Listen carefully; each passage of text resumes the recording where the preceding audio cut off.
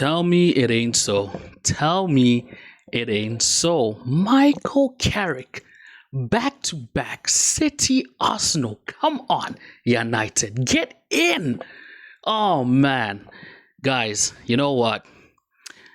I don't care what anyone says. I don't care what anyone thinks. This game was always meant to be.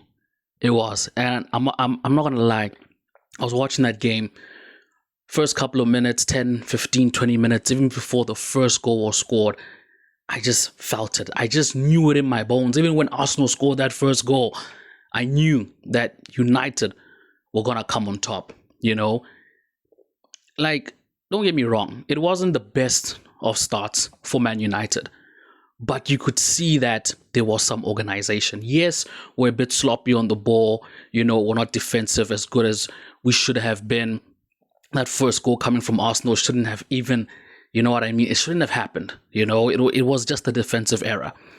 But even after that, United still pushed on and went and got that victory. So big up to the players.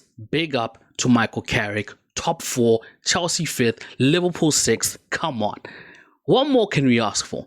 Seriously, what more can we ask for? And this is good for Michael Carrick, all right? And this is not me advocating for Michael Carrick to become our manager at the end of the season. And it's just one of those breath of fresh air, It's a breath of fresh air. And this is by any means no shot to Ruben Amorim. But when Amorim was sacked, it was a shame because he was sacked with a team that had no quality in it. And no disrespect to the team that he had before the AFCON guys came back and the people from injury came back, But he left when, he had no cards to play. And who's to say that even when the players came back, he was going to be able to win that game against City or even win this game today against Arsenal. But Michael Carrick stepped in. All right. Michael Carrick stepped in. Johnny Evans stepped in. The other guys came in. All right. Michael Carrick's first difficult job after Darren Fletcher was to play Man City and to play Arsenal. Those two fixtures alone are difficult for any manager, for any club, for any side, especially when the club is going through what they have been going through, like what we have been going through. All right. Even the best of the best would have come into those fixtures thinking, man, I'm about to take over, this squad, this team that hasn't been playing well, hasn't been playing so great, has ups and downs and whatever. Not only did he have to change the formation from what United had been currently playing, but also make big executive decisions going into those two games. Because think about it. When we played City, right, he didn't start Mateus Cunha. He didn't start Benjamin Sesko. He didn't start Mazarawi. He started Harry Maguire. And I remember in one of Ben's videos, he was talking about Harry Maguire starting, and Ben had big reservations about Harry Maguire, saying, oh man, Harry Maguire coming back from injury, big game against City, he's going to struggle against, and man, Maguire did a job. You know what I mean? That back line did a job today. Yes, we considered 2 goals, but we went and we got the job done. So just looking at the City game, looking at this Arsenal game, it was never going to be easy. Now you could just imagine how to handle all of that. And this is something that we spoke about. It's something that we spoke about that when Ruben Amorim leaves, it's going to be very difficult for any new manager coming into the system. Because you're going to, at some point or at some situation, you're going to have to drop some players, and some players may not be happy about it. Because, just imagine Mateus Cunha, what's going through his head. Patrick Dorgu starting ahead of him. Not just for the City game, but also this game. But maybe it's a good thing. Maybe that's, that needed to happen so he could have that hunger, that desire. And maybe for Dorgu as well, he also took that as an opportunity to say, look, I'm starting ahead of Mateus Cunha against Man City. I'm starting against Mateus Cunha. Ahead of Mateus Cunha for this Arsenal match.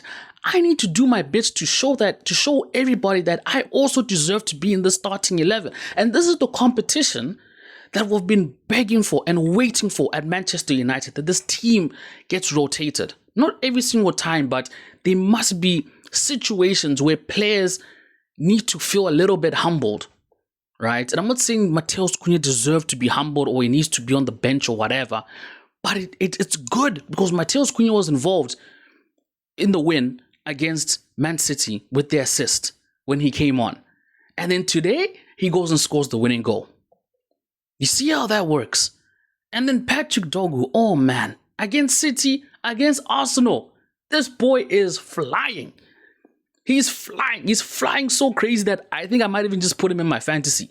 For real. You know? So, big ups to Michael Carrick for managing this team. Big up to the players for trusting him. I think this is the second game running we haven't seen Benjamin. No, Benjamin Sesko did come in, sorry. But can you now even imagine like what's going through Sesko's head? Brian Mbeumo is now the focal point. Brian Mbeumo scored against City. Brian Mbeumo comes and scores against Arsenal. Man, Michael Carrick is cooking. He is cooking. You know what I mean? He's cooking and he substitutes. Magnifico. You know what I mean? They've come in at the right time. He has put the right players in the right positions. He's just doing everything right and according to plan. And this is what we need right now. Look, obviously, I'm still a little bit gutted about the Ruben Amorim situation, that it didn't work out. All right? But whoever needed to come in, needed to steady the ship, needed to, especially these two fixtures. You know what I'm saying?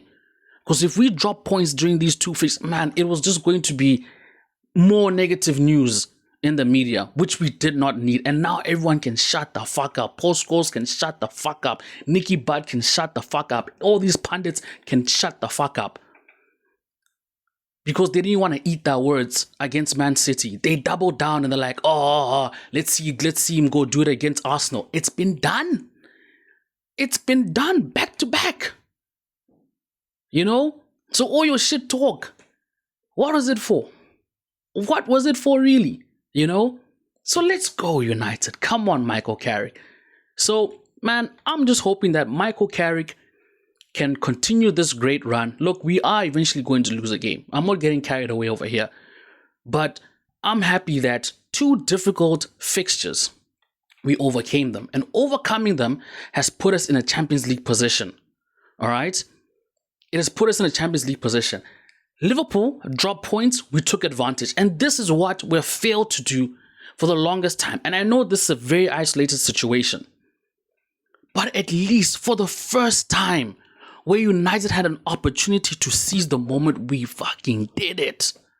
We did it. And Liverpool is 6th. Come on. You know what I mean? We took that opportunity and we seized it. And now we are 4th. 2 points clear of Liverpool, 1 point clear of Chelsea, top 4 Champions League position. And to be honest, that is all I can ask for. I'm not asking Carrick to go and finish 2nd. I'm not asking Carrick to go and win the league. If he does it, man, kudos to him. But if we can maintain this top 4 spot, massive for us. Look, I wish Carrick all the best during this interim stage. I'm going to reserve all my thoughts about whether or not, and this is going to be based off what he's doing from that City game until the end of the season. Because that first time he was interim, I think it was just for 2-3 games. But this time he's actually getting a proper run, right? And I know a lot of United fans have PSD from Ole Gunnar Solskjaer. You know what I mean? And they do not want to fall into that situation again of, oh man, this is going to be another Ole situation. Michael Carrick's going to do great. He's going to finish in Champions League. Then they're going to appoint him and they're not going to go and look out for another manager.